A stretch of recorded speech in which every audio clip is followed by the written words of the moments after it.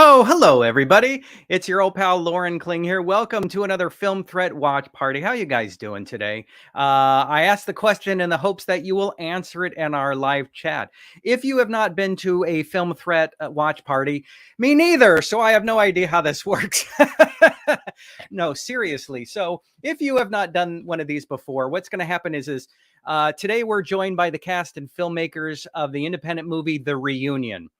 You are going to stream the movie on your own TV, on your own device. So if you don't have it now, we'll give you about 20 minutes from now to go and rent it. You can rent it on Vudu, Vimeo, YouTube, iTunes. What else? Amazon Prime. There's a whole bunch of different places you can rent it. So I'll give you a few minutes to get the movie rented. But about 20 minutes after, I'll give a countdown and then we'll all start playing the movie at the same time. That way, we are all kind of watching at the same time. In the meantime, on a second device, like a computer, a laptop, your phone, you'll be watching this watch party, kind of similar to an audio commentary, but not as boring. We'll have the filmmakers and cast talk about their experiences on the set, their experiences making movies, their backgrounds doing other fun things like that. That's kind of how this works. And most importantly, there is a comments section. So if you're watching us on Twitch or Facebook or YouTube, you can actually post comments and questions. So if you have a question about the movie, you can post that. If you're a family member or a parent of one of these filmmakers and you want to embarrass them live, like my mom usually does, you can say, "Hi, my boy or daughter is such a wonderful person." Go and do that, and I will post that live. So we'll be here for the next couple hours. Anyway, before we bring on our first guest, let me tell you about a little bit about this movie called The Reunion. This is based on writer, producer, and star Dave Rosenberg's actual childhood, and it follows him as the actor. He's playing Ricky Reilly through a nightmarish, dreamlike journey as he descends into the depths of New York City to confront a bully from his past at their high school reunion.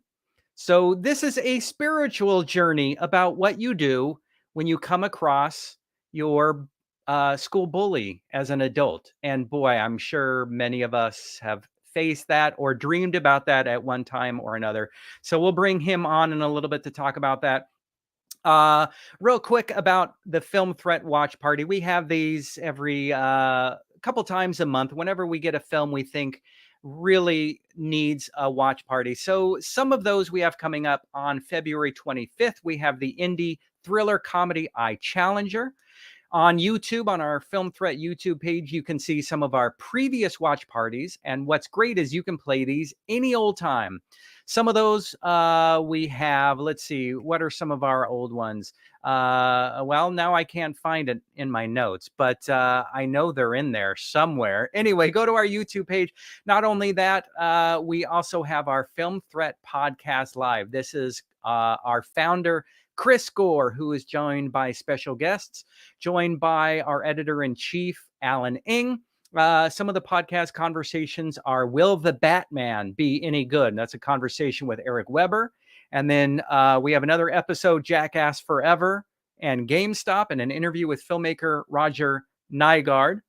Excuse me, you can also go on to filmthreat.com to see movie trailers, film reviews. We are all about the independent movie. So that's where you're going to go to see things like that. Now that I found my notes, some of the previous watch parties you can watch, The Spine of Night, an indie animated feature featuring the voice talents of Lucy Lawless, Richard Grant, Larry Fessenden, Barry Gabriel, Joe Manganiello, Patton Oswalt.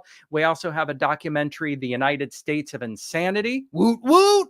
The movie Film Fest, and so many more. So go to filmthreat.com for all of that information. All right. Also, I think I want to remind you that if you have a comment that you want to add, please share that in the comment section. For example, just like that, we have IFT Network TV congratulating the team for the reunion. And thank you, Film Threat. You are so very welcome. Olaf on S. Hey, people. I love that. That's fine. Just what's up? What's up? How's it going? We've got Brandon. Thank you, Brandon. I am a wonderful person. Keep those comments going. Uh, don't know why a cat saying hope everyone has their pants on, but we will bring on the filmmakers in a second and talk about that. So anyway, without further ado, let's bring on the writer, producer, and star. Let me find him in here. He's not even on, is he? Are we bringing him on here? Is this you? Hi, Dave. Oh, we've lost your audio. Let's see if this is live TV. We're doing it live. We're doing it live. So why don't we put him off screen? Who else should we bring on? You know what? I know who we should bring on. Oh, let's bring on this guy. Andrea, how are you? Andrea, you're co-creator, producer, and an actor. How's your mic? Let's have you unmute your mic. All right, I think we're good. There we go. Good. Well, we get Dave settled. I'll bring you on. Get surprise. Why not? So I'm sure somebody's going to bring it up, but you just kind of shared with me, you just had your third child yesterday. Yes. Congratulations. Actually, the day before yesterday, we just got home today. I had to spend 3 days in the hospital. I wasn't allowed to leave. Wow. Well, welcome. This is your third child, and is this all boys? That's correct. Wow. My poor wife. Was this planned to have 3 boys? No, absolutely not. Well, after you. Go ahead. No. After you, please. No. I was just going to say, Dave looks like he's still getting set up. So you co-created this and you wrote this with Dave. How long have you known Dave? How long have you worked with him? So it was Dave, Din, and myself. The 3 of us came together. Well, Dave told us a story that he didn't want to go to his high school reunion because he was bullied by a guy, which he just seen, and he didn't want to relive all that. So I said to him, Dave, you got to look this guy in the eye and say what you need to say and stop carrying this, your whole life, and just say what you need to say, move on with it, And then Din said, you guys crazy. You got to go on the inside and deal with this. It's something that's affecting you personally. It's got nothing to do with the outer. That was 10 years ago, And then he said to Dave, well, you're an actor, writer, why don't you write about it? So Dave started writing about it, and Din and I would go to Dave's house and read what he wrote and read the scenes, improv scenes. Dave would be recording them, and we would have multiple conversations about the characters, the overall journey of the film, and Dave would keep writing and would keep meeting up, and lo and behold, here we are. Wow, that's amazing. And IFT Network TV shares based on true events, which again, I'm fascinated by this idea of revenge against a bully or getting their comeuppance or even a spiritual journey about that incident. Let me bring up Din and let me bring up Dave. So I'm going to ask Dave to unmute his mic. I'll bring him up. Din's up. So welcome, guys. Wow. Hello, everyone. Hello. The 3 amigos back again. How long ago, Dave, did you do principal photography on this? June 2019. Wow. So kind of at the beginning of lockdown. Well, actually, right before lockdown. Yeah. Was it 2018? No. Yeah, it was 2019. No, 2019, June. Yeah. Like 6 months. So it's like 6 months before lockdown. Wow. Okay. Because the first thing I noticed was, wow, there's no masks on anybody on the streets. I'm like, how did you pull that off? But that makes sense. No, it's great because this movie is sort of a time stamp of New York before the lockdown, before the pandemic. So it's really nice to see, like, if you watch this film, when you watch this film, you see how alive the city is, which is unfortunately not the way it is now. Yeah. Well, hello to my mom. See, I told you my mom would jump in. I am Hi, so Mom. good at this. Yes. So not to make you guys jealous, but it's a great way to quickly text and call your parents to have them come in. But usually you have to explain to them that it's not a VCR kind of thing. So anyway, so thank you to Mom. So somebody wants to know if this is a reunion for the reunion. When's the last time you guys saw each other? At the New York City Independent Film Festival. The three of us were there for the film and the Q&A. So that's about 6 months ago? Something like that. Got it. So has it been kind of challenging to promote this film remotely or at home? It's challenging. Yeah, we had like 3 sort of major ads this week that were pretty stressful to put together. It's Variety and Deadline, and then we had a billboard in Times Square yesterday. So it was a lot of like making sure all the T's are crossed and the I's are dotted, and we got it done. But it was a little hairy. Yeah, Dave, I think I saw you post on your Instagram a picture of you in Times Square. How did that feel? Crazy. I mean, I was teaching. I'm a teacher, so I was at work, and I got a text seeing that, and I was like, "That's not real. That can't be real." And I used to go to the city. When I used to sneak out on Long Island and go to the city when I was 14, 13 years old, and to have my picture up there was pretty trippy. Yeah. So, Din, you've how long have you known Dave, and how was it when he approached you with this idea? How do you take it? I've known Dave for a long time, right, Dave? I don't know the time. Time is not my friend. So I don't know how long it's been, but it's been a long time. The idea, just like Andrea was saying, he came, he talked to us, and just the way he was describing how he saw this guy, the sort of vibration that I felt in him as he was describing this incident just felt very visceral. And it felt like such an important thing in his life, an important event in his life. And we were actors. We were studying at the HB studio. We were in same classes together. And as artists, that's what we do. Like, I pay attention to what's going on. I see how people react. And I just suggested that he should really write the story of what happened to him. What is it like meeting this guy again, and just explore that. So that's how it started.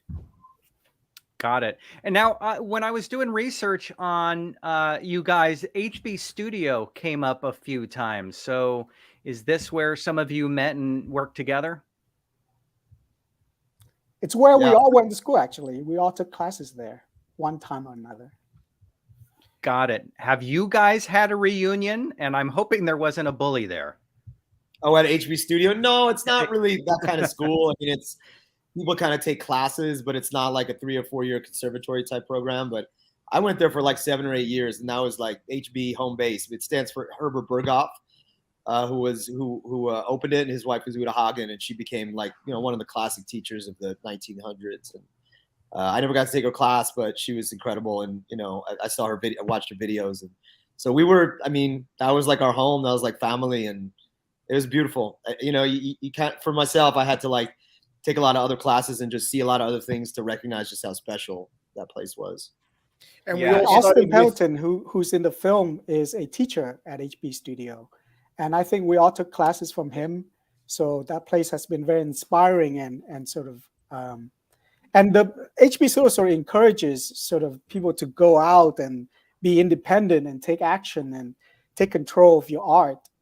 So Austin was very great in supporting us, being a part of the film, being involved in a lot of rewrites, a lot of readings on the script before we shot it. Awesome. You know what? It's something that's so wonderful about independent films is you train as an actor or an improviser or a sketch artist, and you make friends, lifelong friends with people, and then you start producing projects. And that's what we love here at Film Threat. So if you guys are just joining us, this is the Film Threat watch party for the reunion. We're going to start in about 5 minutes. I want to give time. Dave, if you wouldn't mind, I'm going to bring on our other panelists. So I'm going to give them a second to get ready. unmute their mics. If you could kind of introduce them, share one secret about them that they don't know that you know. No, I'm just kidding.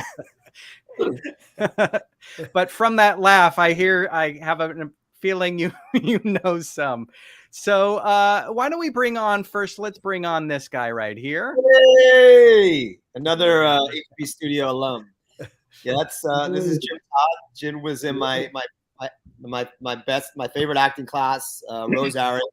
Rose was our teacher. She was a gem. And I met Jim we all met around this. I mean, all of us on the screen met around the same time. We all read around 2000. Jim's a phenomenal actor in LA, and we're working on another pilot together right now. So awesome. All right. Here's a quick secret. It's not really a secret. I don't think Jim will mind. But every time I go to the airport or come back from the airport, Jim picks me up and we go out to eat. He's just a really great friend, great actor. Awesome. So friend, actor, and airport picker-upper. All right, let's bring our next guy right here.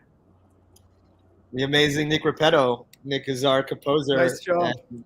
He's up at 3, 4 in the morning, and we're emailing back and forth, and we had a blast working together.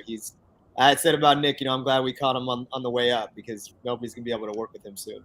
He's gonna be too busy. Awesome. All right, let's keep it going with this gentleman right here. Adrian Galletto. See your faces again. What's up, bro? What's up, man? This guy gave an amazing audition in New York. We got to audition in person with each other, and he just knocked it out of the park. And he came in on the night of the shoot, and we pretty much did the same thing we did in the audition. So, yeah, he's a fantastic actor. Awesome dude. Thanks, man. Yeah, it was a fun one. Awesome. Welcome. All right, let's bring on Matt right here. If you want to introduce this guy, Matt. Powerhouse, amazing actor. Matt's just made his first movie. He's making another. When we wrote this part, and I was like, who do we cast? And I thought Matt. It was game over. And Matt's he's a fantastic actor, really good friend of mine. He stayed at my place when he was in town in New York. We did the movie. And good times, man. That was good times. Welcome. And then last but not least, we will have additional guests coming in throughout the day, all the way from his dark editing room somewhere. Jonathan Shaw. Hey. Extraordinaire. Worked with this guy up here, David Lynch, on multiple projects. And Jonathan was a game changer and a lifesaver. And he just did some incredible things we never would have thought of for the movie. And, we've been working together for almost 2 years now. So, what's up, Jonathan? That was good, man. It was, I think about, the COVID thing, and it's the thing that kept me focused during all that stuff, especially the year before 2020, was the fact that, we had the film to do. And it was really, I was to get up every day and go in to a place where there was nobody else there because they were all let off, and just, kind of do that stuff over there at Alpha Dogs. It was a great time. So it really, not only was it enjoyable to work with you and to work on the film, but it was kind of therapeutic to have something to do rather than sitting around and, watching Dr. Fauci, which I don't have a problem with him, but I'm just saying. So yeah, it was great. Yeah. So yeah, it was great. With Nick and everything else, we've had some fun. So I don't know Adrian, I don't know Matt, but great work. Jim, great work. Andrea, we talk a bit, but we've never met. Great work. Din, great work. So, and then Dave. What do we do about Dave? Anyways, so that's it. Well, welcome. All right, guys, let's get the movie started, and then we have a bunch of questions from the audience. So here's what's going to happen. You're going to start the film on your own device. I'll give a 5-second countdown. We'll start it at about the same time. It doesn't have to be exact. That way, at any point, if you guys out in the audience have a question about a scene or about the music or about the editing or about how you can hire Jim to pick you up at the airport, no matter where in the country you are, I might fly out to a random airport in Wyoming just to see if Jim will pick me up. But, so let's start the film. Let's do a 5-second countdown. 5, 4, 3, 2, 1, and start the movie. Just like that. If any of you on the panel are playing the movie, if you could turn your audio off or way down, that way we're not hearing a bunch of strange echoes. That would be awesome. All right, there we go. Perfect. All right, now that we've got that, let me go back up and find all of these questions. JD Smith wants to know, how did you score Jim Norton for his part? He seems like he's a busy fellow. Did he seem like a busy fellow to you? Yeah, he was a friend of mine, and I asked him to come in and do a cameo, and he said yes, and I couldn't believe our luck, and he came in and he knocked it out of the park. Unfortunately, we had to cut out one of his scenes. It wasn't vibing with the story. But we did get him in there. He is in one scene, and he's fantastic, and I just had a blast with him. Wonderful. Let's see what other questions. Let me go in here. Stephen wants to know, can you describe any specific takeaways from your learning at HB Studios? Or maybe something you might have brought from class to this project? I think a big lesson at HB that they sort of stress over and over is be truthful in what you do and be committed in the choices that you make. Yeah, I think for me, just being in Rose's class, we got to just try everything and make mistakes. There wasn't any shame. It was just like, you could try anything. I remember like doing a scene in a bunny suit where I was playing like a stripper or something like that. And I just like, there was a safety there that was created that we could try anything, you know, and just, we did that for years. So we did like so many different plays and so many different scenes, worked with so many different people. Yeah. Now, is it you, Dave, that has a stand-up comedy background? Yeah, I did stand up in New York for a couple of years and a few years out here in LA. Yeah, and so that's got to be interesting for you because, you know, the stuff that you're trying out in a comedy club isn't necessarily safe in the day and age of mobile phones. So did you ever run into that situation where somebody was recording your show before you were ready or new material? No, I didn't get that big. No, I don't think anybody really cared that much to do that. You know, I was doing shows for, you know what I mean, 4 or 5 months. I did a contest there.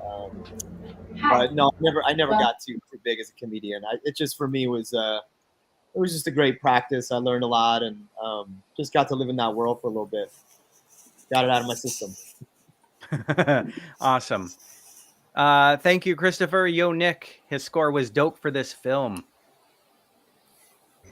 Oh yeah, that's Chris helped out on the score as well. So he helped us out when we were, you know, as I was sleeping, he helped during the day. After my 3 a.m. knockdown, after Dave heard my cues, I'm like, okay, he can help out. But thanks to Chris. Nick? What was your inspiration for the score? It was after talking with Dave. I think it was the characters and what they brought to his psyche in terms of his spiritual journey. You know, Danny's themes, and then with Andy's themes being a little bit more confrontational. He wants to take down the bully. So the music kind of became like more orchestral, and then Danny's themes were more like spiritual in nature, and there's like Tibetan throat singing in there and some other weird stuff that we recorded. And most of it we recorded with live orchestra over remotely in Europe during the pandemic. It was crazy. Wow, that's amazing.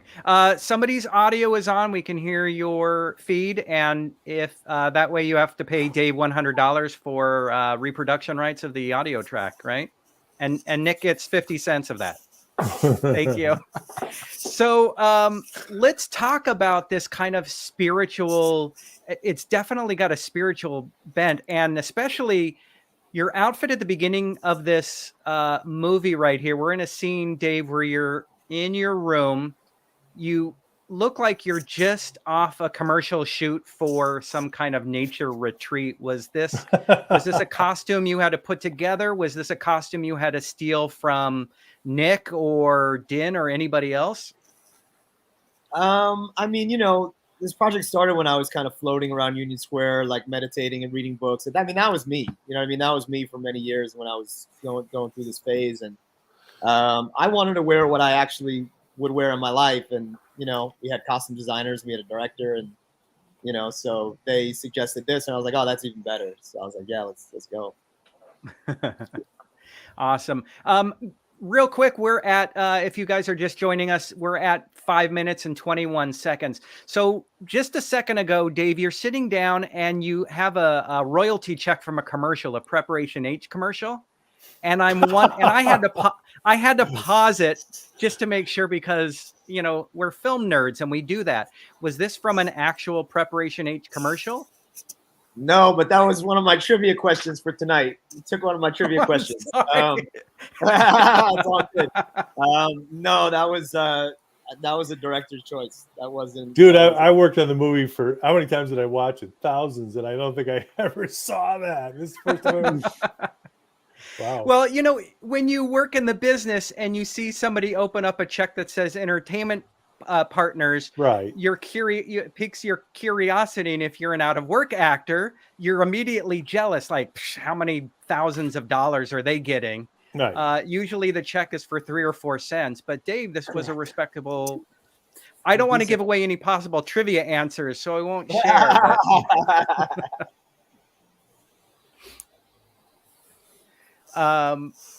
So let's talk about this kind of wolf nightmare thing. The theme of the wolf. Where did that idea come from?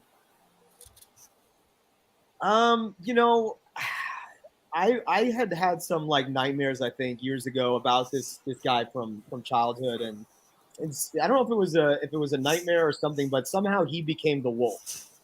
And when I started writing, this theme of the wolf was coming up. I actually got the wolf tattooed on my on my shoulder. But so he sort of became like the symbol of the wolf, and then we sort of were exploring this question as we went on in the script of who is the wolf and what is the wolf and what does the wolf mean. And you know, then we have that story, obviously, you know, by Din's character talking about the good wolf and the evil wolf, which is, you know, a story that I've heard a lot in spiritual circles that I'm in.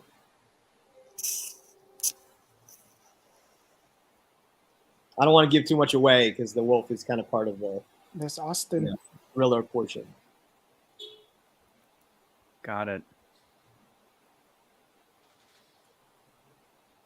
And so I did mention at the top that this is based on actual events. And if you guys are watching, throw up in the comments if you ever had an experience with a bully. I certainly, boy, as soon as I saw the premise for this film, I was thinking back to 5th grade, and then a image clear as day of where a fight happened at elementary school. And so, yeah. Oh, whoops. Sorry. Anybody else in the cast ever have to deal with anything like this? Same thing or similar? Andrea was a bully. I know that. He kicked a lot of ass in New Jersey. That's true. I can see that. I gotta say, I know a lot of people from Jersey, and I've never heard a Jersey accent quite like Andrea's. A little different, right? It's classic. It's a little, yeah. That must be way down the shore. Yeah, way down there. That's where he bullied all Brandon these wants kids. to know. Brandon wants to know the time code. I'm at about 9 minutes and 4 seconds. 9 minutes 5 seconds.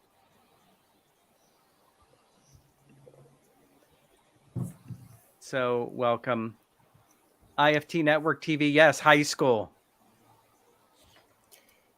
I just want to point out a lot of this film was shot in Union Square, which is almost like a character in itself.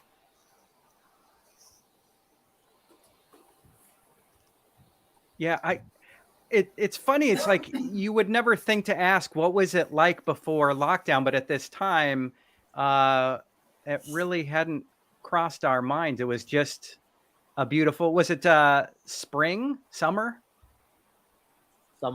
Summer. Yeah, and we always spoke about New York City, being one of the characters. So the director, I think, did a good job in capturing a lot of people on the street and getting the feel of it. And Jonathan did a great job, really working it all and tying it all in together nicely. And it really is, there's a lot of shots of, I'm not going to go into the different shots because they're all going to come up later, but yeah, it's very identifiable, and especially Union Square too. We really wanted to get Union Square, and we didn't know if it would happen because Union Square is like virtually like Times Square in New York. It's packed with people. We're like, this is a small independent film. We don't have a lot of money. It was kind of a dream, but we're like, I don't know. And it came down to the wire. We weren't sure if we were going to get it, and then ultimately we did. And then we just, God kind of stepped in. We had some days that, we needed some shots, and like if it hadn't been raining, it would have been really hard to get them. We did one take that goes like through the park, and you'll see it. And we did like 10, 11 takes, and thank God it was raining before that because it cleared out everybody. So there was only like a few extras in that. Well, not Got it. really. And speaking of raining, we have a question about Travis's umbrella. Yeah. Well, thank you, Beatrice. Beatrice is our PR person. I don't know. I think it's ironic in a way that he's got a kind of, what is it, a pink umbrella? And I guess that was one thing we actually did talk at one point about doing some special effects on, and I think we decided, no, let's stick with it. Right, Jonathan? Did we talk about that? No, well, no, but I mean, it's there was a lot of things, but not to do that umbrella. But I mean, I think it's great because it's like, it makes you think, and without distracting from what's happening in the scene.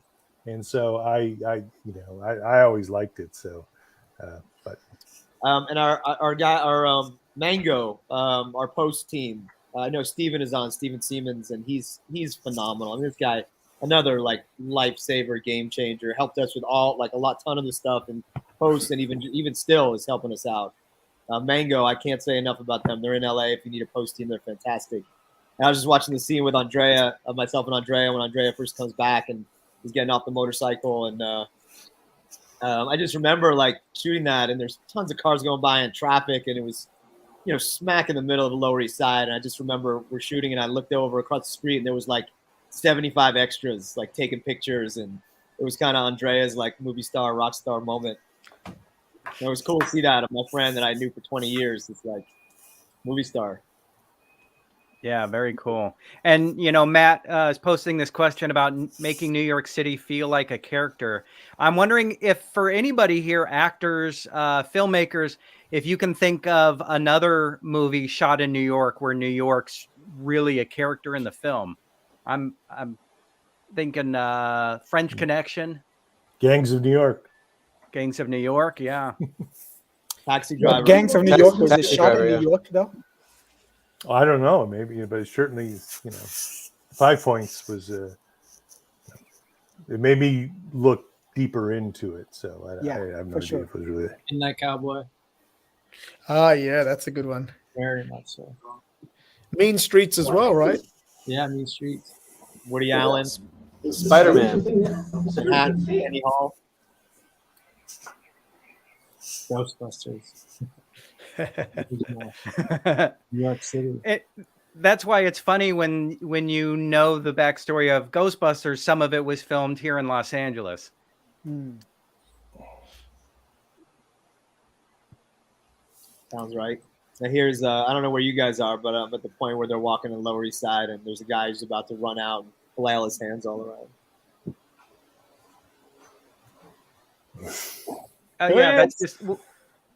Was that just a random? Oh, wait, and then he turned around. Was that just a random person who knew you were filming? Yeah. That wasn't like Matt or Adrian just like, hey, just do something crazy for a second. It wasn't one of those guys. And here he goes.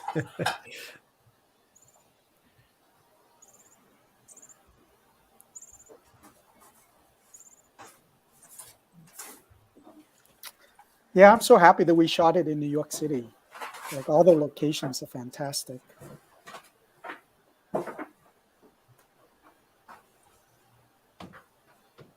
I'm loving watching it on this HD screen. I have a relatively new TV, and most things I watch, I hate watching them because they look like home videos. For some reason, it's looking better than ever. So Ricky's apartment here, it was amazing. You know, the crew, what they were able to do. It was that one location was Ricky's apartment. It was the nightclub. It was the yoga studio. What else was it? The photography studio, both The photography studio. The gallery at the end, right? Yeah, the gallery photography studio. Yeah. So that was 4 locations in one, and they just kept changing it around, and I'm like, wow. Yeah, there was like 7 or 8.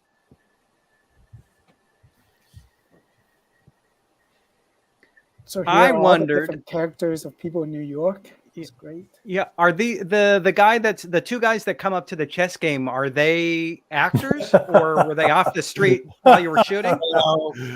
I have to get a glass of wine. I'll be right back. I'm ahead of you, Jonathan. They didn't just like walk into the shots, but they were not actors. Like we got some guys off the street do this. Got it. Okay. I think that's part of what makes this a charming film is I wondered that they just seem like guys who were there who would, ask the questions and kind of walk away. No, well, I don't know if you noticed, there was a point where I did this with my hand because I kept getting frustrated that they needed to say a line so I could react to that, and I had a line about that.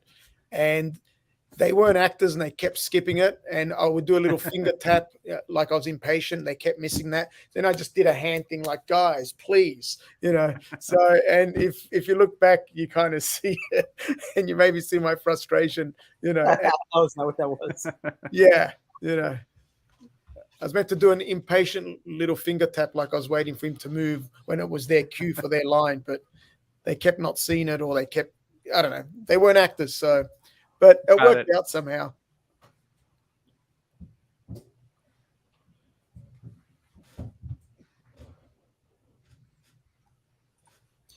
Whose dog was that? Good question. I think it was one of the crew. It was one of the crew. Did the dog get a credit?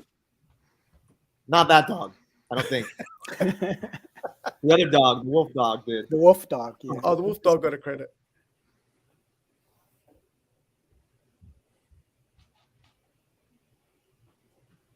I think Kara might join us. I might text her. Yeah, that'd be awesome. She was great in this film. Agreed.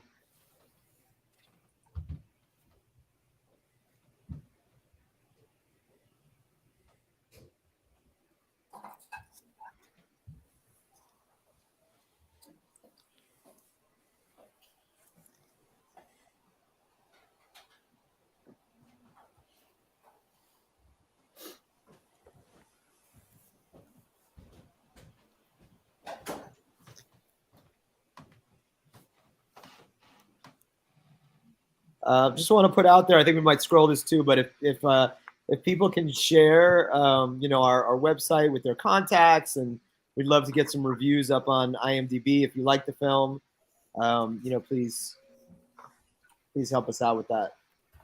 And it's the Reunion 2022 as opposed to the 2011 or other versions. Yes, and the website is thereunionfilm.com. What's up, Matt? What's up, bud?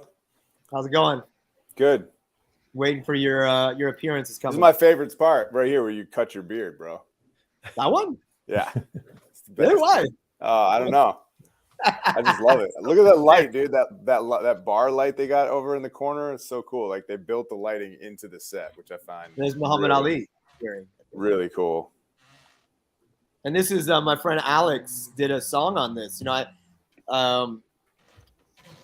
asked him to send me some of his songs, and this one just fit.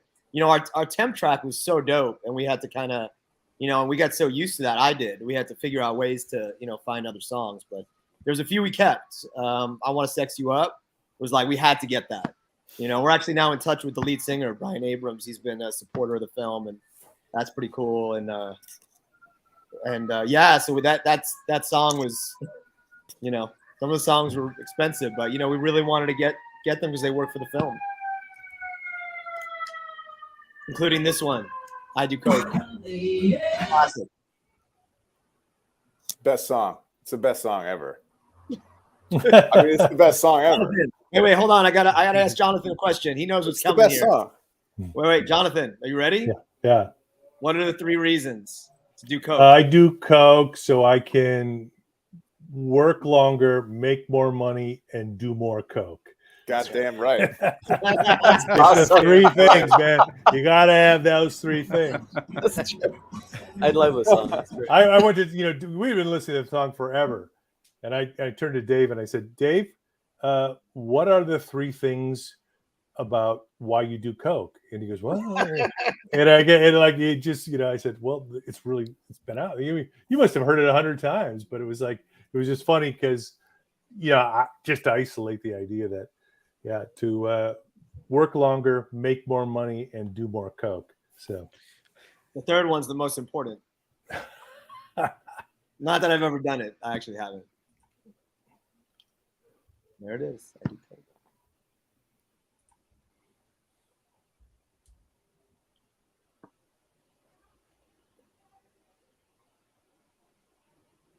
And these 2 women were awesome, and we got their audition tapes. It was like the casting process is so interesting because, like, you do it as an actor for so long, you don't see it on the other side, but when you see it on the other side, sometimes it's just so obvious. You know, we got these tapes for these 2 women, and they just killed it, and they killed it in the movie.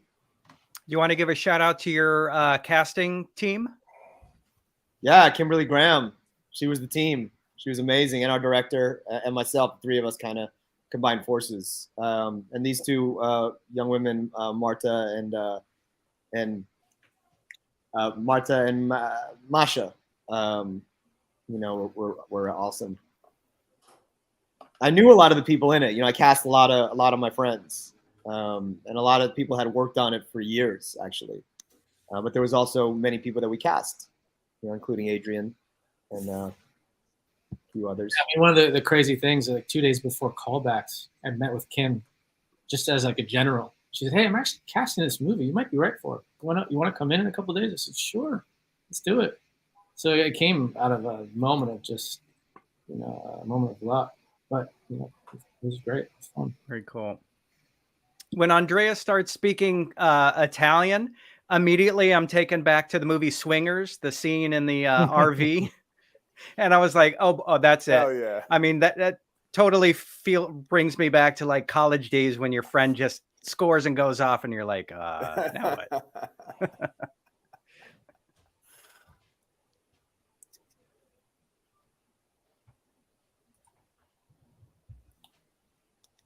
There was a whole LSD trip scene that we shot on the water. And I'm still to this day so sad that we somehow couldn't get some of it in, because it was one of the craziest days of shoot that you know, I experienced on the movie. And there was some great footage that we got, but unfortunately it just never made it. Yeah. Can we find any of that on the DVDs or Blu-rays, which are available for sale, by the way? I have to ask Dave that question. I don't think so. Are there snippets of it that's in here somewhere near the end? No. No, we have DVDs. You know, Andrea, I'll send you a clip of it, and then you can think about it again. But it was like you jumping around in that you know, leprechaun thing with your ass hanging out. It was I don't know. It was kind of going somewhere where I'm not sure the film was going to. So. But what about that stuff with Din in that the whole orange garb with the asparagus and whatever? I thought that was fabulous. No, but the assless chaps, though, Andrea. Yeah, it was like, oh, okay. You know, maybe it would have been a great idea, but to us, it felt like. More jackass than this movie was. So fair enough. Well, the two girls look beautiful they were in full-blown mermaid costumes. Oh, that's right. Yeah. That's right. Yeah, they did. But how do you just stick that in? Just, hey, cut away the two girls in a, you know. Tuuka wants to know how many different locations you had. I think earlier you were talking about using the same space for different locations. It had a lot, there's a lot. We were grateful. There's a lot of independent films that are, made in a hotel room, and that's fantastic, but we shot all around New York City. I mean, Union Square, Washington Square, and then, the loft Union Square loft, we shot about 6 or 7 scenes, but Lower East Side, Sahara East restaurant, outside on the street in Lower East Side, Brooklyn, the Brooklyn merry-go-round, the Brooklyn Bridge Park. And on the subway too. On the subway. A lot of locations.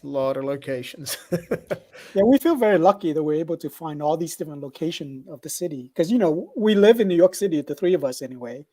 So we love the city, and to showcase it was such a privilege.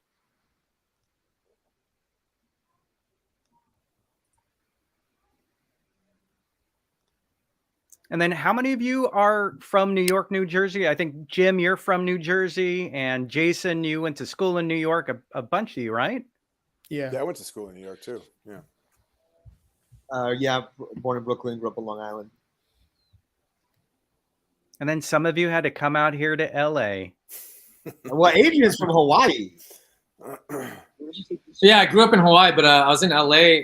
I'm based in LA, but I was really went to New York to be the whole lost artist in New York thing when this happened. So it was pretty apropos that this film came along, because it's kind of was in theme with where I was in my life at the moment too. So it was pretty incredible. I just happened to be there at the right time. Are you still in New York? Or? Back in LA, but I've been back and forth filming the past year on another project, and I'll be back in the next couple weeks to continue. Why are you out here so early? Is it true, Adrian, you've been in 2 Lifetime movies? Yes, I have been in 2 Lifetime movies. Wow, that's my claim to fame, but hearing it out loud makes me feel really good. Thank you. If you guys, if anybody remembers the days of movie of the weeks, I feel like Lifetime are kind of those movies of the week. And you were in Deadly Hollywood Obsession and The Landlord. Yeah, pretty deadly. I don't know. That's a title.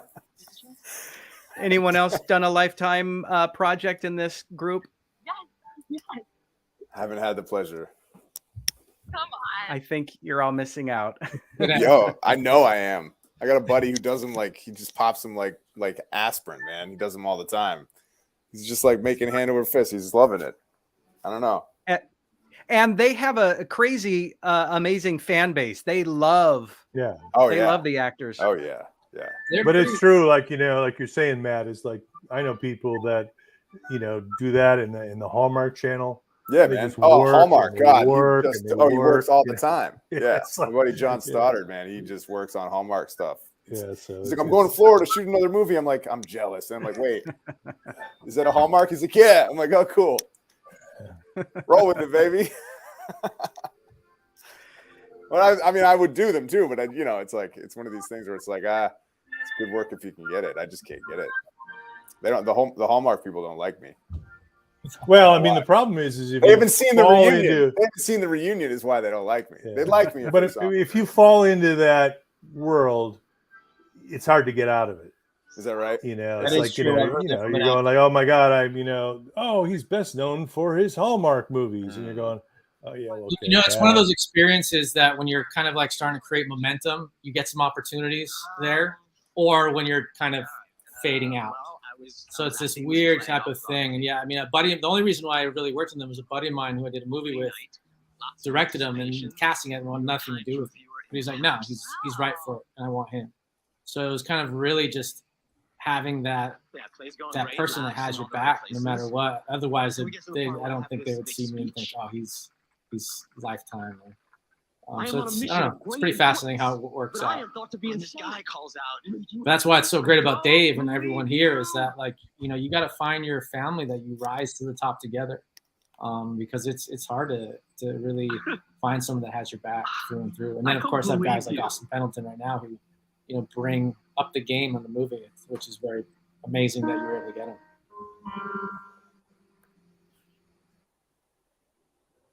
I just want to give a shout out to our DP because I think the film is beautifully shot. Yeah, he's a beast. The guy's a beast. That guy spends most of his. Well, sorry, go ahead, Dave. No, I was gonna say also just big shout out to Austin, who's on right now. And, you know, unfortunately, I wasn't able to make it on tonight, but you know, he is so supportive. He's so supportive of young artists, young actors. He's always there to help. He is amazing. He's amazing to study with. He's had the most amazing career. If you just look him up, who hasn't he worked with? I mean, he was in a movie with Orson Welles. I mean, he's done everything.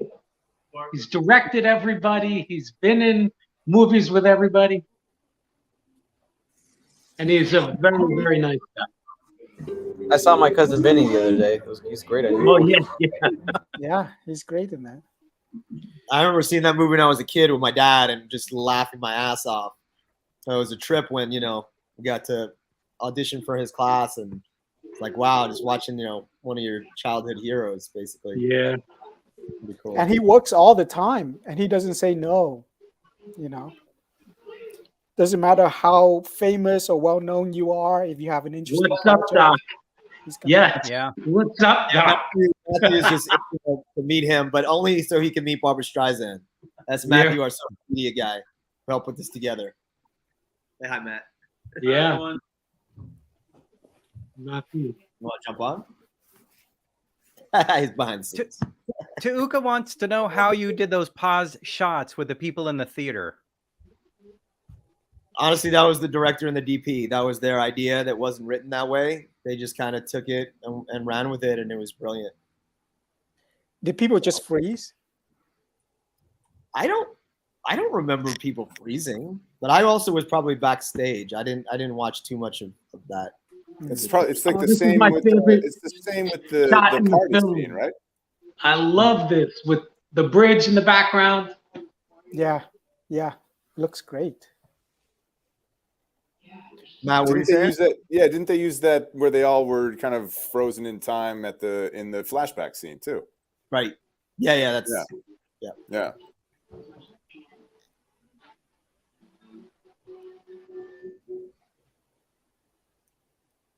It's interesting things that happen in New York City because we're shooting and there's people around and things happen.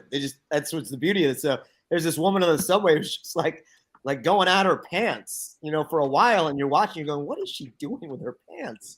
She's on the left side with the white shirt and the blue jeans. Like, it's funny when you pick up things and you start looking at them. And Jonathan, the best story ever. We got to tell this story. I mean, we might as well tell it now. It's not going to have a lot of time later.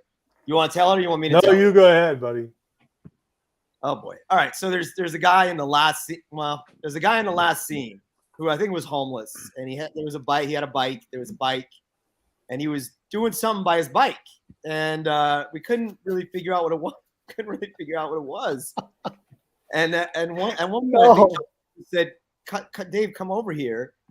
I think he's taking a piss. And I was like, no, that can't be possible. He's like, no, I think he is. And he was. I mean, he was doing something. I don't know if he was taking a piss, but it was out. Like, it was. I hope there aren't any kids on here, but it was out. And welcome to New York. Yeah, it was. It was. I think Dave asked me. I was scoring that scene, and he's like, I asked him, "Do you want me to score that? What he's doing there too?" Or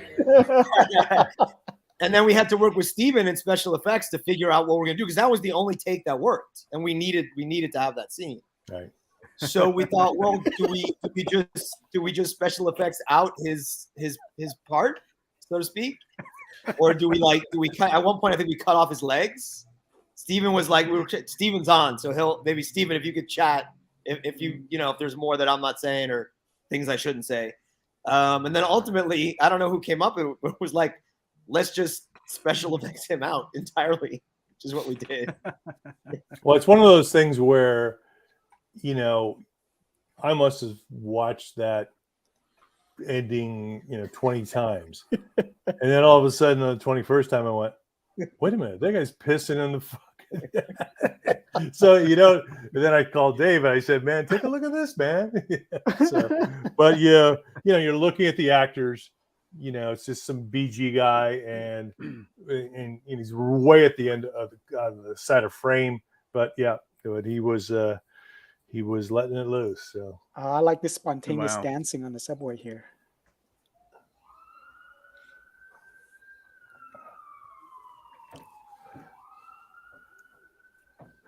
I just got word that that homeless guy you just talked about just scored a 2-picture deal on Hallmark Channel. So, right. yeah. And he's Congrats to doing him. God damn it. He's I doing the can't catch a Christmas break. show. He's the star of the Christmas show. It was down to Matt and that guy, and Matt's like, no. Ah! I just need to be caught on camera peeing more, apparently, and I'll just book roles like that. Ready? I don't know what we're ready for. The boxing scene. Oh, I love this scene, Andrea. My favorite. Oh, here we go. Steven caught up to that scene, so he's commenting about that experience.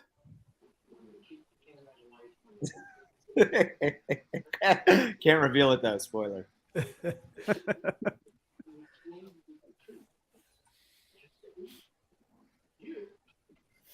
That's the fun of making movies, though.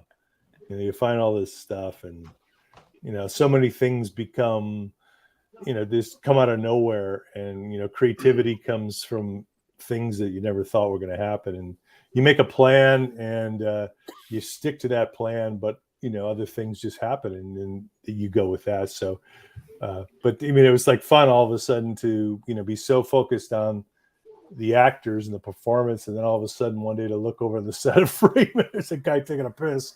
It's just kind of so what the good news is, the scene works because I didn't see it forever. So Andrea, what's your background? Martial arts, boxing? In a previous life when I was much younger, it's something I fooled around with for a while. So, and it's the kind of stuff you never really forget.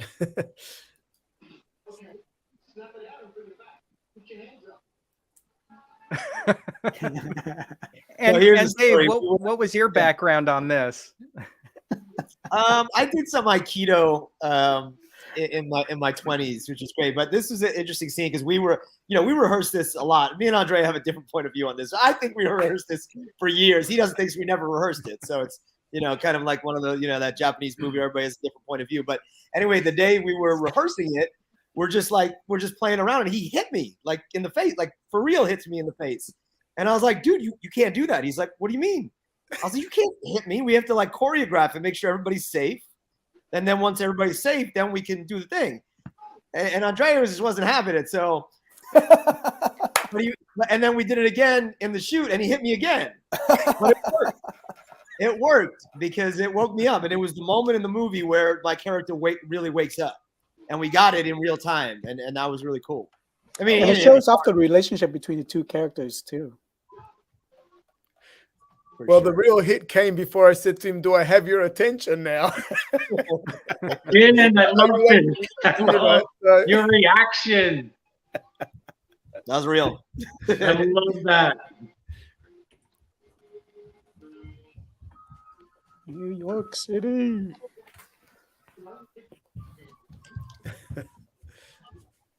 New York.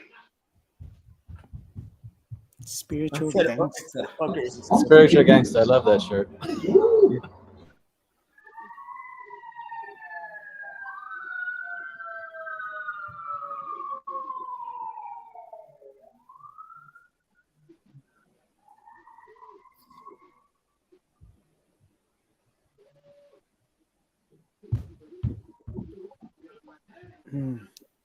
It's really interesting that those two characters on either side of Dave, the the two different emotions and ways to what am I trying to, you know what I'm trying to say. No, You've got we the spiritual we side work and really the hard. fighting We side. work really hard trying to craft that, trying to craft the relationship between the two, and the two forces. You know, the right shoulder, left shoulder kind of voices. Yeah. Yeah, that was the fun part the whole time when we, you know, because we were writing it for years and improvising it, and it was just always that question of like, how do you confront a situation, which we do every day? You know what I mean? I'm confronting situations every single day at work, and it's how are you going to approach it? Are you going to approach it with force or aggression? Or are you going to approach it passively? You know, you're going to run away. There's this spectrum, right? It's never perfect. But to me, that was always an interesting question, especially having been bullied, you know, and having not stood up for myself growing up. It was this exploration of like, how do you confront a situation without blowing up on somebody or running away? You know, and that's kind of what this scene is about. Now we get the hookah scene between the two. This is Sahara East. For anyone who's in New York. Yes, thank you, Sahara East, for always being so good to us for years. So good.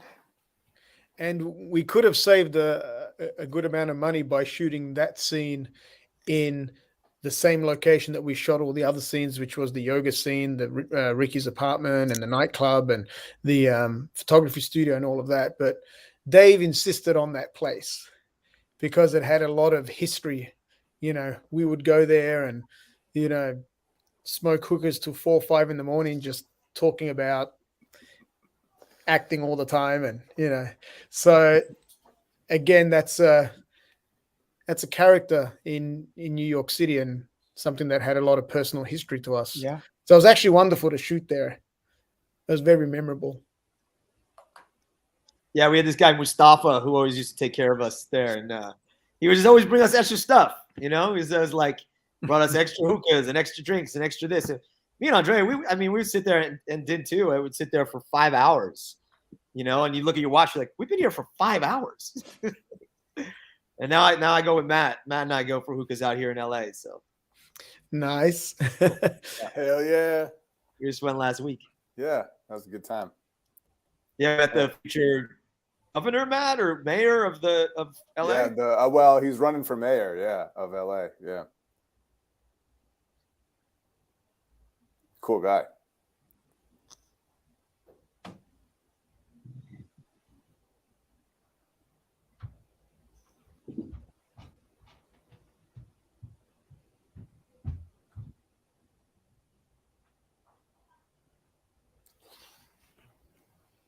I like this scene a lot. I don't know why. I'm glad it worked. You know, that was the scene I was worried about. You know, it was a long scene. All 4 characters, very kind of, you know, a lot of dialogue, you know. This is sort of the middle of the film here, right? Yeah, kind of like halftime. All right, I got some trivia questions. Y'all ready? Is this open to your fellow panelists, or Sure. is this open to the audience? Okay. Why don't we start with the audience, and then if the audience doesn't get it, we go to the panelists. What's the name of the famous stand-up comedian in the yoga scene? Let's give a few minutes just in case somebody might be behind by a minute or so. Oh yeah, that was throw early that into the comments.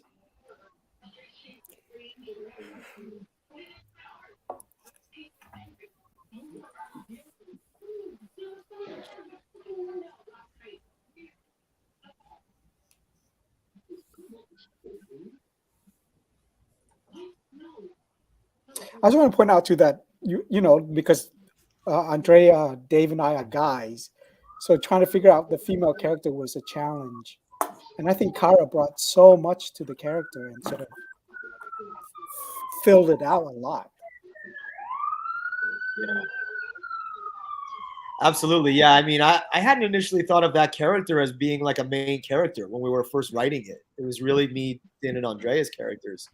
But the character started to grow, and then when Kara came on, she just found so much, and she became a major character in this. And she won best actor at the Soho Film Festival. Yeah, and it's needed. you know, it's needed to have a female voice in this.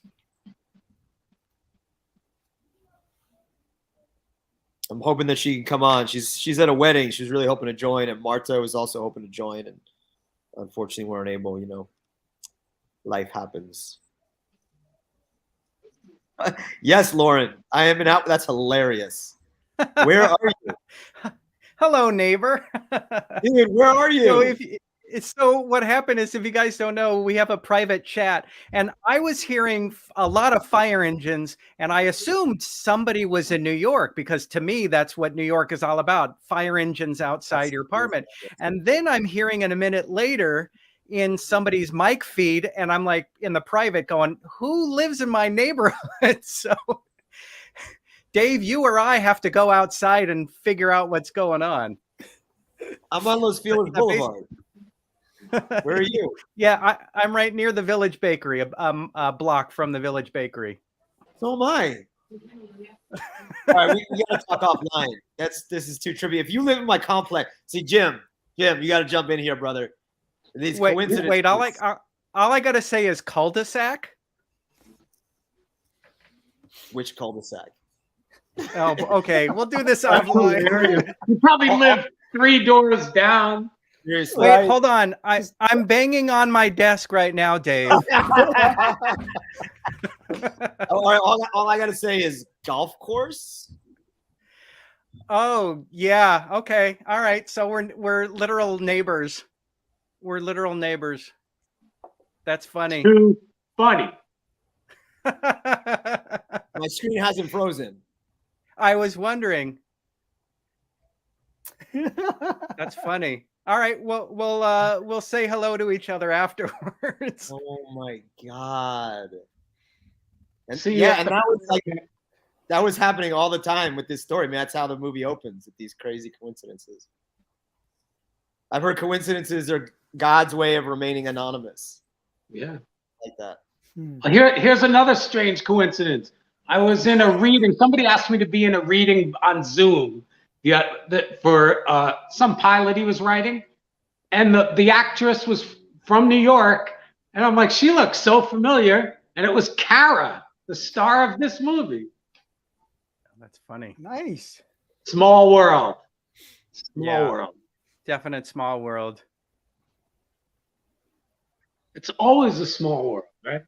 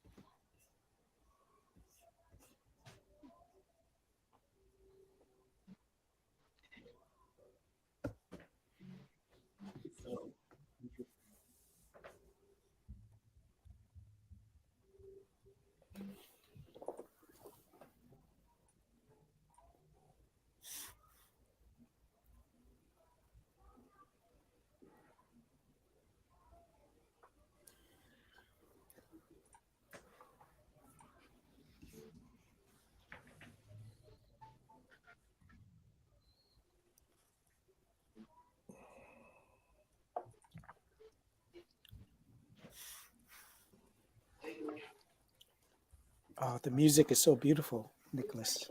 Yeah. Yeah, we tried a few things to make it flow with what was happening around in the subway station. It's all in his mind, though. That's the beauty of this. Yeah. Yeah, somebody commented. It might have been the Film Threat review. Said like there was one movie going on outside, and there was whole another movie going on in his head. I like that. Yeah, Nick, you did an amazing job, man. Amazing. Yep. Bravo. Thank you. Yeah, Nick brought in an orchestra from, was it Denmark? Nick? It was Budapest, actually. From Budapest. We recorded in Hungary, yeah. Yeah. They did it over Zoom. He conducted it over Zoom, and I watched it. It's one of those Zoom type things. It's incredible. That's amazing. Amazing. Yeah, it adds Nick, so much. It adds so much to the film.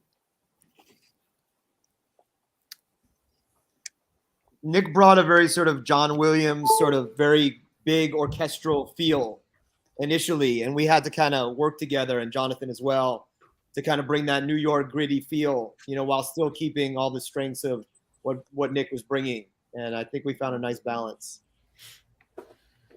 Yeah.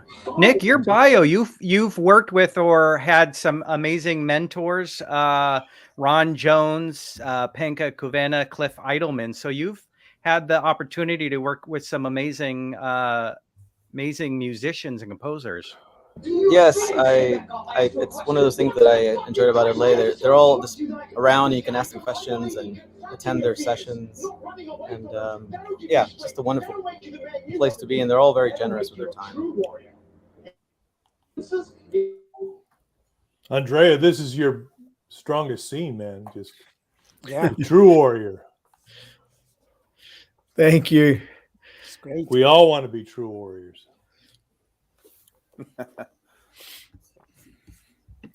Yeah, we shot the scene in rehearsals in Din's apartment on like an iPhone, and it was so good. I remember that, and then we had to. Andrea, you want to tell your police story, your police station story? Well, of course, we didn't have any permits for any,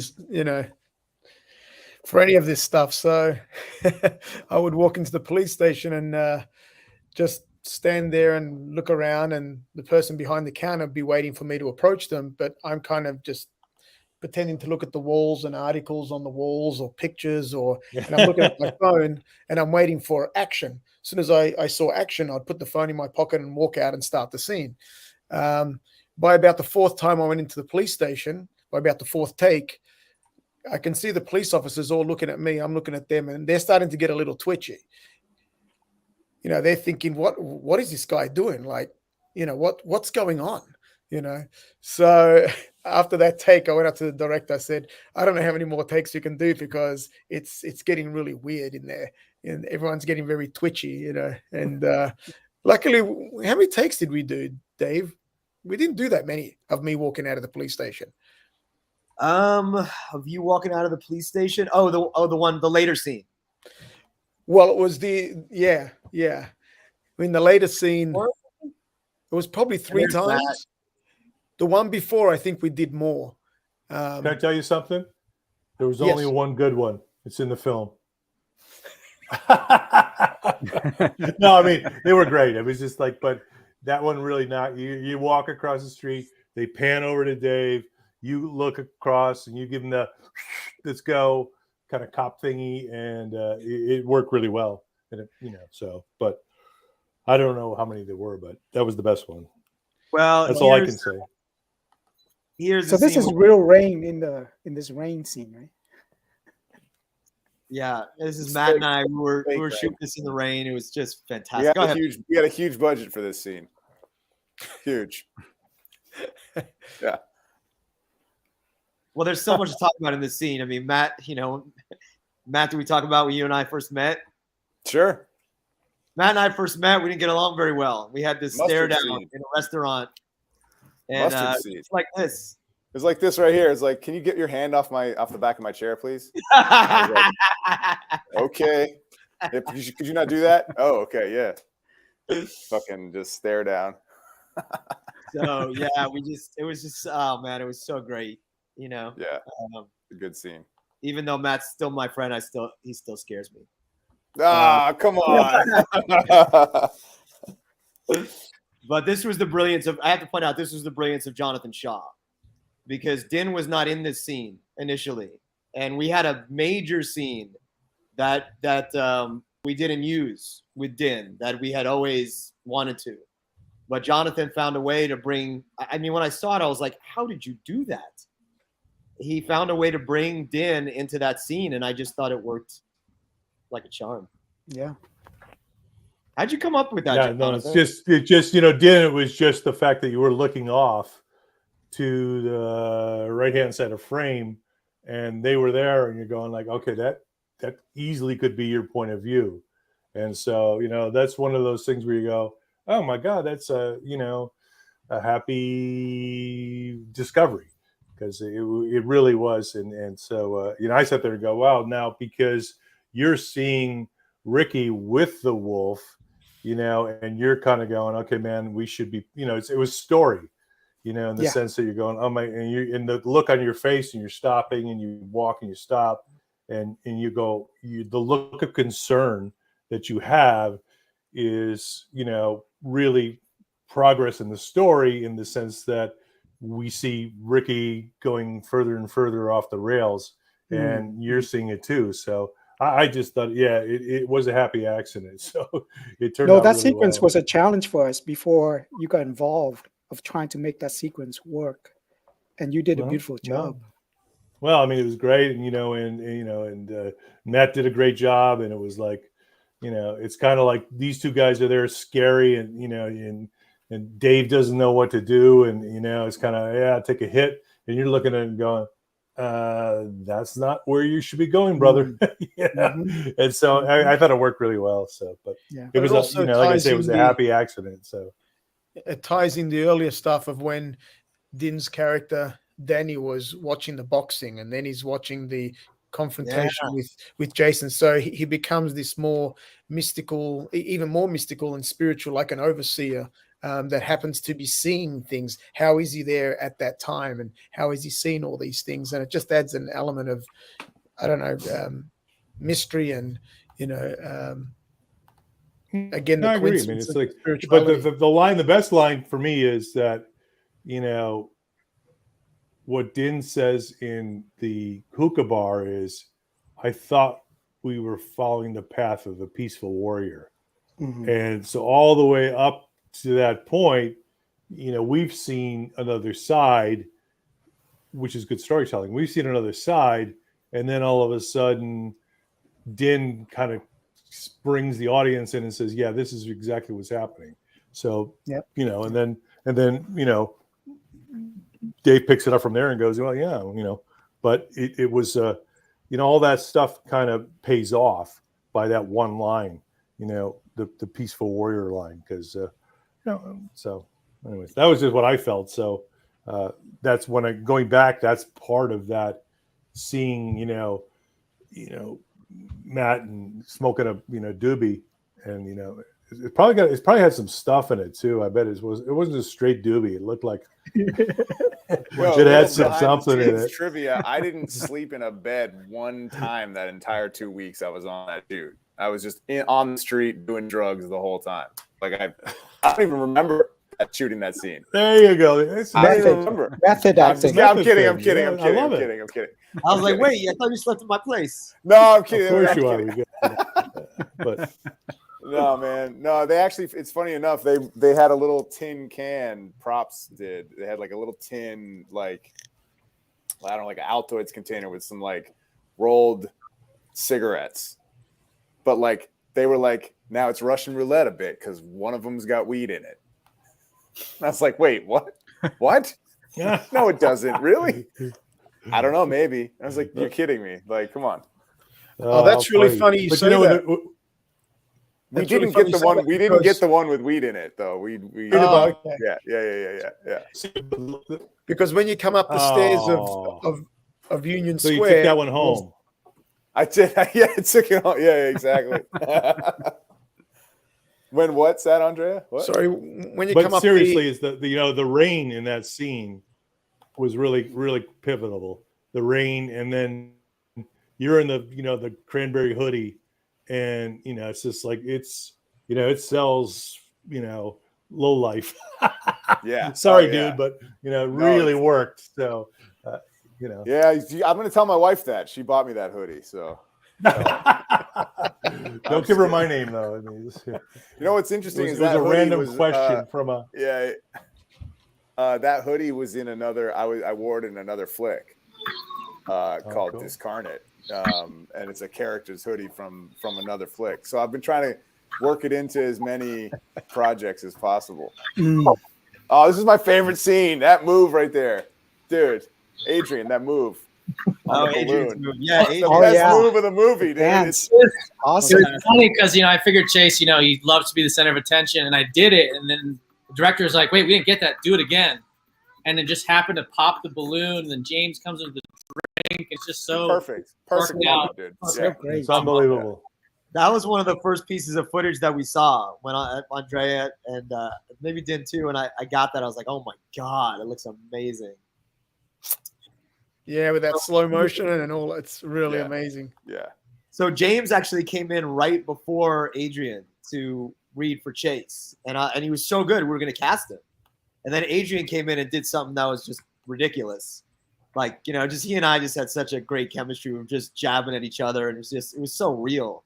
So we ended up casting James in this part. James did great. James actually came out to Nyack and saw the film, and he's a big supporter. And here's JD, who unfortunately couldn't come on. He had, something came up today. It's so funny. Such a great supporter of the movie. Came out to Iowa to see the film and seen it many times. It's Where wild. have you been? Yeah. I just have one question for you. Where have you been? I wanted to What welcome movie are you a new talking viewer, C Films, who I'm guessing just stumbled onto our Twitch feed, who says I'm knowledgeable and enthusiasm on movies and TV. So we welcome everybody to our Film Threat watch parties. I'm going to post right now into the comments the reunionfilm.com watch now. So C Films, wherever you are in the world, hopefully you can rent the movie. You can watch it at any old time. And then after we're done with this watch party, once YouTube processes it, you can watch this watch party along with the film. So, and if I can get everybody on the panel to say hello to C Films, now you've all of a sudden. Up, buddy? What up, What's up, C C-Film? Got a whole bunch. Hello, Z Films. It's just that easy. So welcome C Films to our little watch party right here.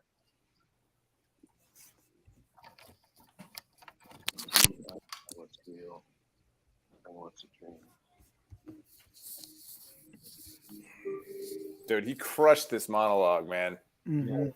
Crushed it. Yeah, that's Sean Dogan. We did a movie together about 20 years ago, directed by Glenn Trotner, called Overnight Sensation, and he was the main character, and I played his nemesis. So, and he kind of looked a little bit like the guy who was my childhood nemesis. So I wanted to cast him, and I was so excited to get him. He's been on Oz. He's a terrific actor. And when he sent in his audition tape, I was like, holy shit. He just didn't do very much, seemingly, but it was all there. Like, it was all going on there. He did the same thing in the film. This, to me, is actually the most powerful scene in the film because it's getting a chance to see the nemesis, the bad guy, so to speak, and seeing his humanity. Did this scene come at the end of the writing process, Dave? We added this in later in the process? No, it was always there, but it came in at a different point. It actually came in Washington Square. And it was kind of like when Ricky's looking in the mirror and he kind of sees through to Right. therapy. But they moved it, which I thought was a brilliant move. This girl knows what you want. Come on, bartender. Come on, man. You get all the flavors and then you mix them in and you put them all together.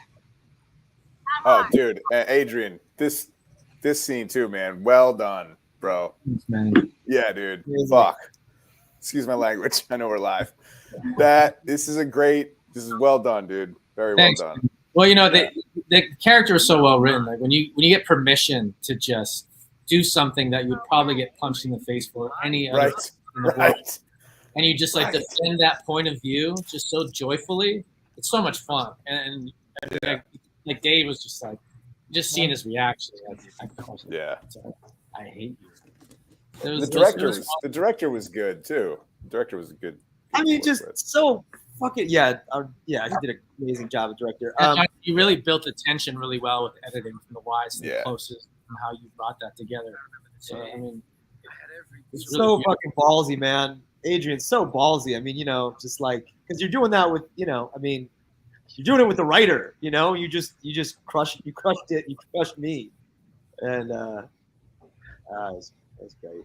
I'll be happy to crush you anytime, Dave. Thank you. I need to be crushed. No, man. Much love always. She's great. This was a fun. She's This is a great. fun night. This reunion scene was surprisingly chill.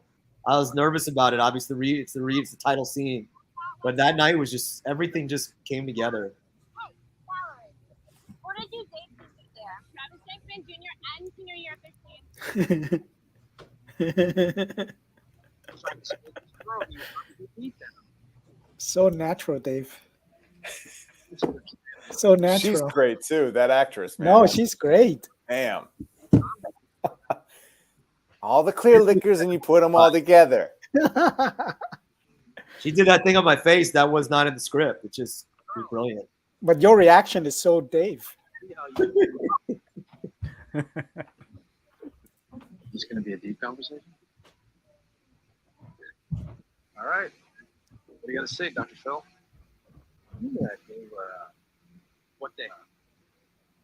They were at the party in my backyard. And I remember the day I made my Thanks, first IFT 100,000 Network. information. I remember the day I had every beautiful woman in town wanting to get on that shit. I remember the day I was on top of the night. I remember the day the stock market. Will you shut the fuck up? All right.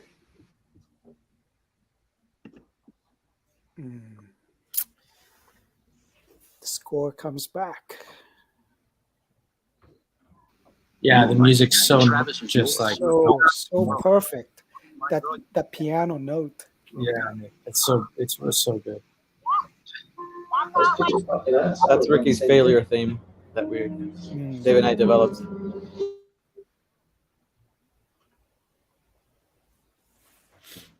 So nice, so nice.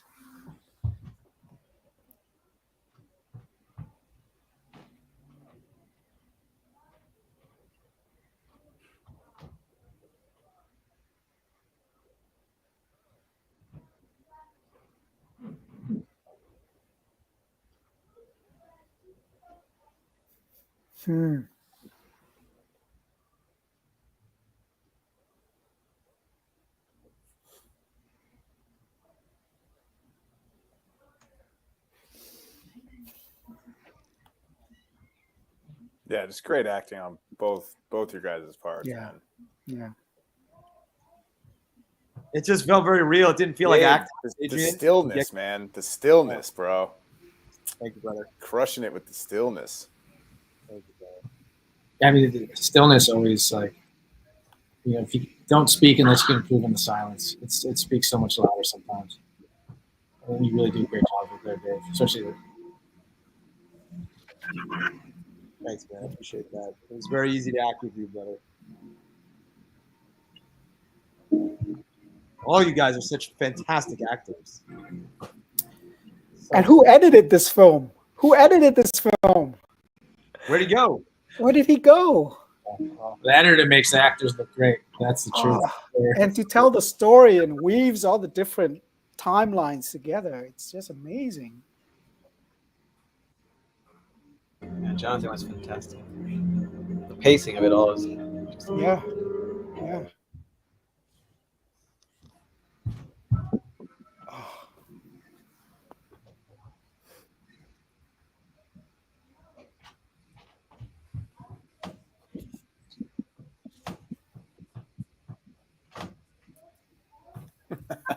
Brutal douche. Damn, what a scene. Yeah. Jeez. Thanks, Joe. And somehow I missed a Long Island iced tea. Thanks, IFT. I missed that. Long Island iced tea. Haven't had one of those since college. How hard is it to make a Long Island iced tea? Not easy. And then to lighten the mood, we went jazzy here. Tribute to New York and stuff. I love that shot of the hot dog stand. So New York. The transition. Well, here we go, Matt. Great.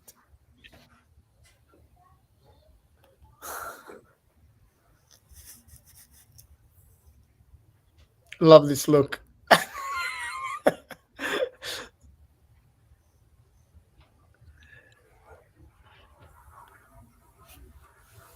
You're great in this film, Dave. I don't Thank know you, if I've sir. said that before. You're great. Thank you, sir. Two.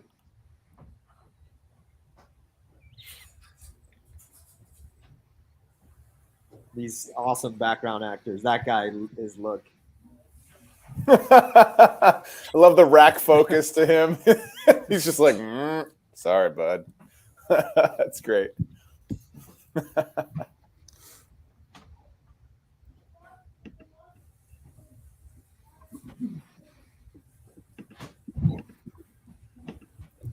Yeah, Matt's character really Jason kind of brings in the thriller aspect of it.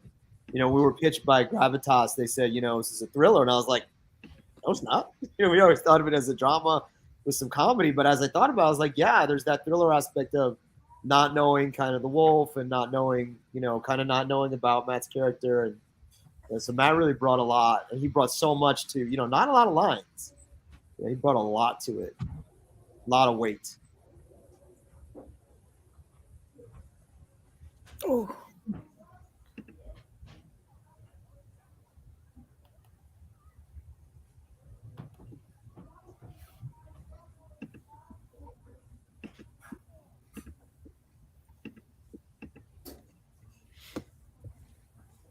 It was a pleasure getting my stuff handed to me by Dave.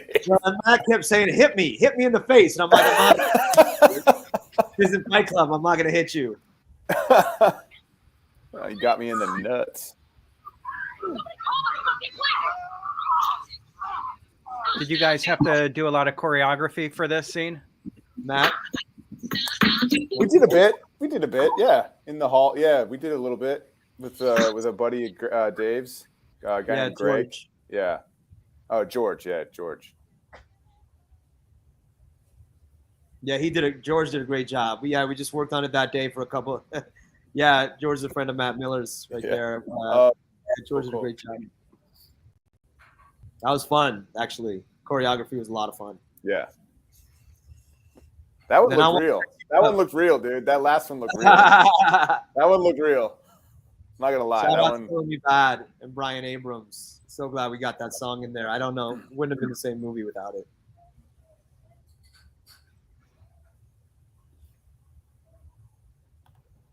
What was that process like, getting that song? Was that tough? It was really hard. It was stressful, man. I mean, it was initially quoted at 100,000. So we had Oof. And I learned. Oh, that doesn't make me hopeful for my flick, dude. I've got some heavy hitters in that thing. Oh God. Okay. We can talk offline. We can talk offline, yeah, for sure. Yeah.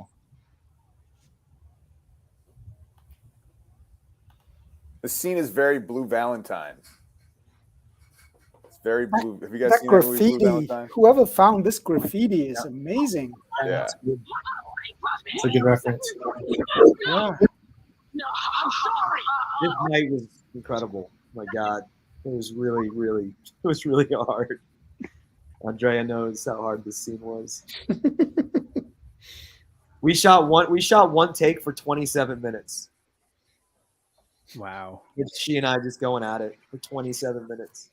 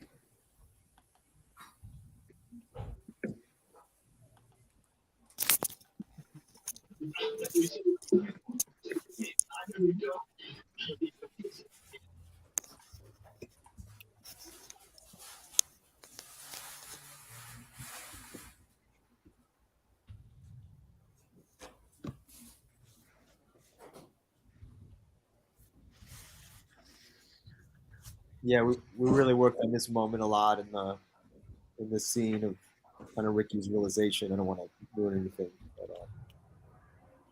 this is an important moment, I felt. Jonathan, how did you do with this scene? It was fun. It was fun. You know, I love a challenge. Yes, And it definitely was. I love a challenge. Yeah, yeah.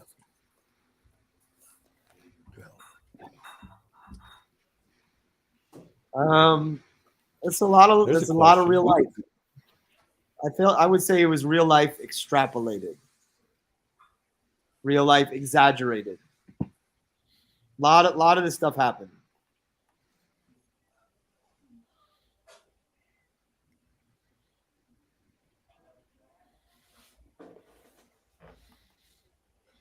Now, I don't know if I missed it, but Kara's role, is she based on an actual person? No, Kara's role, Natalie, was really an amalgam of women that I had met. There was a woman I would see in the park often. She was a photographer. She was really cute. We kind of flirted a little bit. We never really got together, but that was part of that. And then different women that I'd met in my life, and just imagination. But we always wanted to get Natalie Portman. That's why we named her Natalie.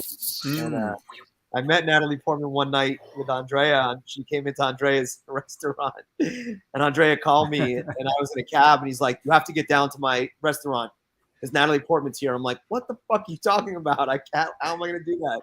He's like, "I don't know." I was like, "I don't have a script." He's like, "Well, go home and get one." So I think I went home and got a script, and then went down there, and I sat in this very luxurious restaurant on a chair in the middle of the restaurant, just meditating for like a half hour because I was just scared. I didn't know what to do. And Andrea would walk by with his trays, and he'd go, "What the hell are you doing?" I'm like, "I'm meditating." And I was like, "Yeah." And he's like, "No, this is all you." I'm like, "What?" And she's sitting in the background with like 20 of her friends. And I was like, "What do you expect me to do? I'm not just gonna go up to Natalie Portman." So I just went up to Natalie Portman, and she was like, "Yeah, I can't talk right now with my friend." She was very boundaried, very boundaried about it. And I think I respected her boundary. I stepped away, but I was like, "Oh, we had a chance, and we didn't get it." But it was meant to be. Kara did an amazing job, and this is 15, 20 years ago. So this is coming back around after 2 decades. And Kara she nailed it. She was great.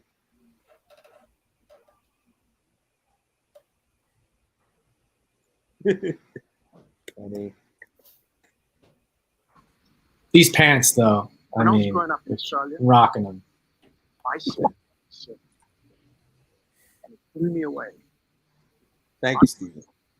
just like Al Pacino. So I came Beautiful blog by Andrea. in school, did my little plays. It was fun. I got laid. And I'd come off stage. It's a great monologue. Love this one. I just feel like something.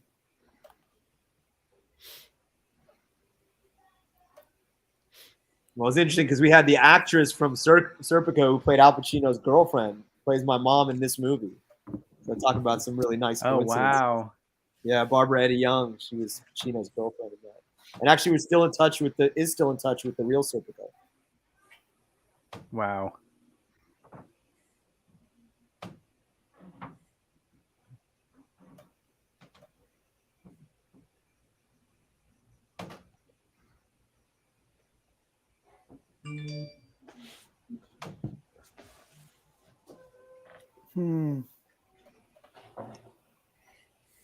Oh, Andrea, they're asking if it's true. How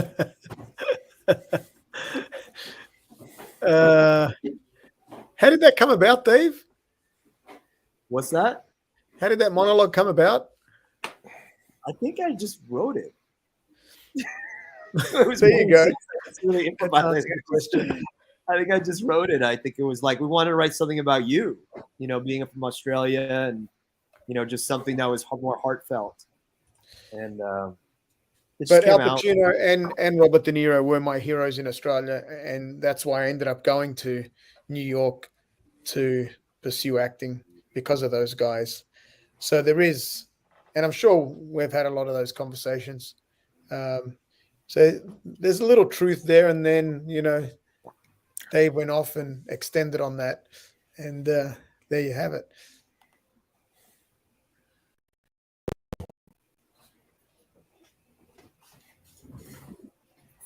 Yeah, I love this guy in the park.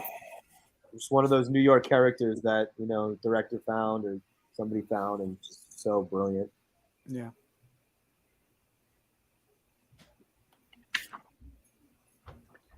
All right, I I have got to another. ask Nick. Go ahead. Go ahead. I want to ask Nick about this piece of music right here. It sounds like Superman. It sounds like the Orville. It sounds like Star Trek Next Gen. And I'm wondering if Sounds I'm like close, Rocky. what you were going for. Yeah, Rocky. Yeah. Actually, it's a mix of. It was Tempt with Krypton from Superman, John Williams, obviously. So we had to kind Really? of find something in that spirit, and so I did my best. All right. It's good. It's good. Yeah.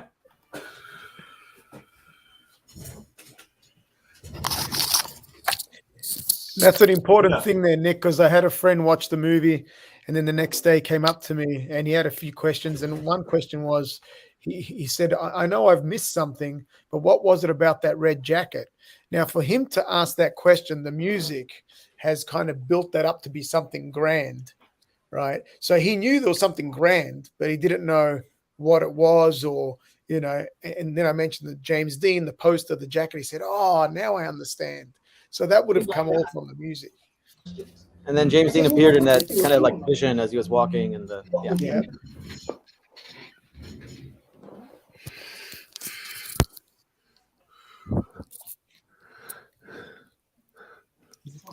So Jonathan did a version of this movie, and he put this scene of Ricky's monologue at the start. And still to this day, I loved it so much to start a movie with this monologue. It was I loved it. I thought it was incredible. It was brilliant. It was beautiful. Well, you always want to experiment. It's like the movie will tell you what it wants to be. The film will tell you what it wants to be. And so and I always like to just push things around and see what happens. So that's kind of my gig. I agree with that, Jonathan. I mean, that was a big takeaway for me, is that the script tells you what it wants to be, the movie tells you what it wants to be, and it kind of takes on a life of its own. Yes, yeah, it really does. So that's the fun part. That's why I like what I do, because it's like it's the bottom of the you're out there writing and you guys are acting and everybody's doing their stuff, and Nick's doing his stuff. Everything comes together, and then all of a sudden it all flows down to the editing room, and that's kind of where it's like you gotta go, okay, well let's figure out what the story really is. So yeah, it was fun. It was fun. Yeah, it was. For a while, there was a couple moments where it wasn't fun. Oh, that's true. It's a dream and a nightmare. Yep. Well, this was the scene with the guy that got erased. If you guys are up to that. Dave, I'm so happy you made the decision to keep the music here. Dude, that was you, man. You guys convinced me, because I had not thought of that with music at all. And I think we realized that it wasn't just Ricky's failure music, it was Travis's failure music, and it was what connected them. So it totally worked. It made total sense. So beautiful. Yeah, good job. Wow. Wonderful job. Yay. Good job, everybody.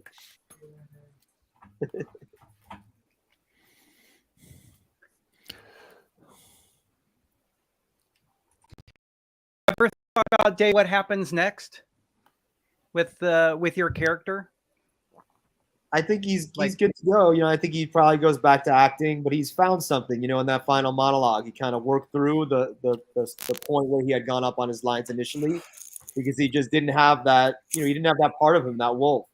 He had the light with none of the darkness. He didn't understand himself. And I think when everything comes together and he embraces the wolf and he's got the yin and the yang, I think he's going to go on and be an actor, but I think more so than that, I think he's more of a complete person, and that was part of my journey.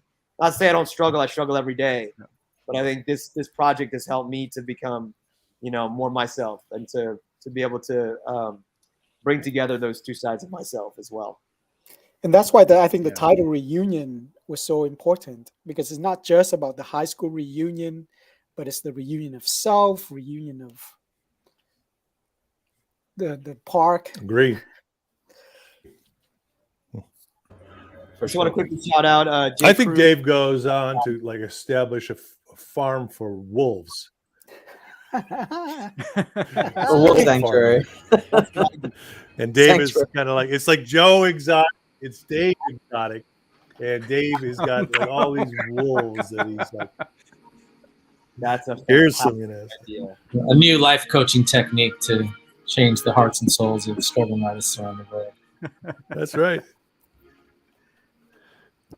So I just want to say, I want to shout out Jay Cruz, our web guy. Has been working with us for like 2 years, and he just does an amazing job. And Matthew behind the scenes, Matthew Martinez, our social media guy, who's just doing amazing. We're having so much fun getting this movie out. Susan Gorell, our producer, who doesn't like to be on screen, but I always ask her, I beg her to come on screen, because she's just been an amazing, amazing, valuable resource and amazing producer. Not just a resource, she's produced the movie. And everybody else, I'm going to forget people, Shannon, and I don't know, help me out. Who am I forgetting? Lauren, thank you for hosting. And Chris Gore from Film Threat, thank you so much. And Beatrice, our PR person in New York, helped us to get the Times Square billboard this week, which was insane, and Variety and Deadline, and man, our lawyer, Yahoo, Diane, that was great. Yeah, crazy.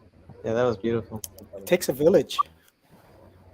It does. And don't forget to thank your crafty and catering. Yes, Mango, Post Team Lucian, our sound guy. So many people, everybody. Jay Cruz, 3.5 years. Oh my God, that's crazy. Wow.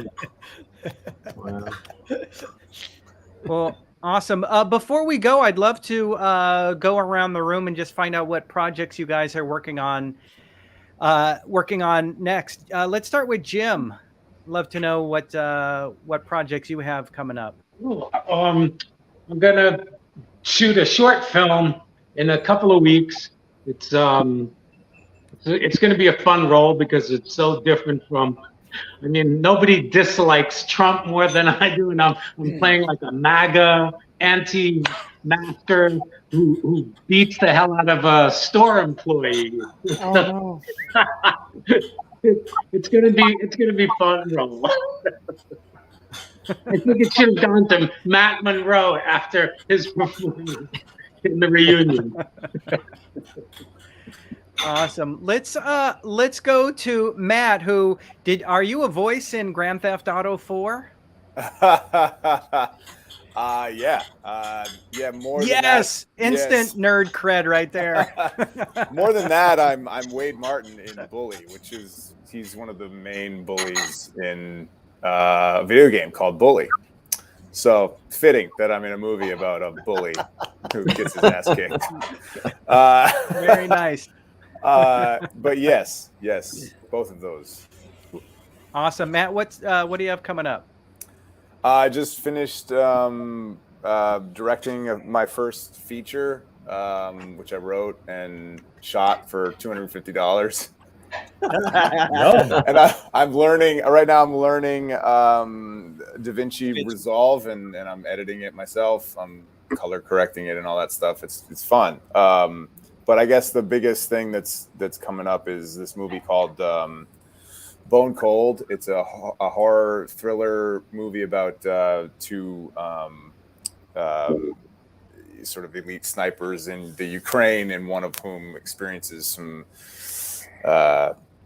otherworldly events on the job and kind of has a post-traumatic stress reaction. It's pretty cool. It's a cool little movie. So I think that's coming out later part of this year. That's kind of the main. Very stuff. timely, or interestingly timely. Yeah, actually, it's a good point. Yeah. So, all right, awesome, wonderful. Thanks for asking, yeah, totally. Adrian, how about you? I've got actually one of the films. This is kind of a fun fact that I was in New York that I co-wrote that we were shooting it's called Joyful IMDb, that is going to change we're gonna hopefully finish shooting that either at the end of this year. So COVID interrupted the film. Mm. The kid that we had is 7, and it's about the 7-year-old boy who has this dream to be a feature filmmaker. He kind of inspires Hollywood to, what it was like to be a kid with a dream, and then when you have the right team, anything's possible. So he goes on this journey to get producers for his movie. But now COVID comes in, stops the whole process, and the kid's great, incredible young actor. He's 9, so we have to refilm everything. So Wow. So it was a blessing because in the meantime, I co-wrote another project that we're now shopping around. It's kind of documentary style, which was a lot easier to film during COVID, just a lower budget and be able to get away with a smaller crew, especially during all of 2020. So that will hopefully come out at the end of the year, and I can't talk too much about. But yeah, but getting back to this other film, to get back to New York, it's in the process of now getting a new team involved and willing to, hey, there's something here, we have to reshoot it. Who's in? So it's exciting, and it's it's one of those things I really bonded a lot with Dave. It's like when you have something that you co-create and you start to make these projects, you don't realize how the incredible journey it is, but also the difficulties and the trials and tribulations that come along with it, and then add COVID in the mix. And at the end of the day, you got something to say, and you really want to inspire people. You find a way. And then, of course, anything else that comes up, we'll see what happens. But it's exciting. Like a spin-off for Chase's own spin-off series. Oh, like I mean, who knows? Maybe Chase will make an appearance in Billions or Succession with that. That's my pitch. Where he crashes his third Lambo. Well, yeah. I mean, once you have a third Lambo, that's the mission. I want to move over to Jonathan P. Shaw, who's got such a background, an amazing background as an editor. But I want to find out, is it true one of your first jobs was editing a high school graduation video together? Yep. Yeah, that's kind of what start somewhere. Well, what happened was,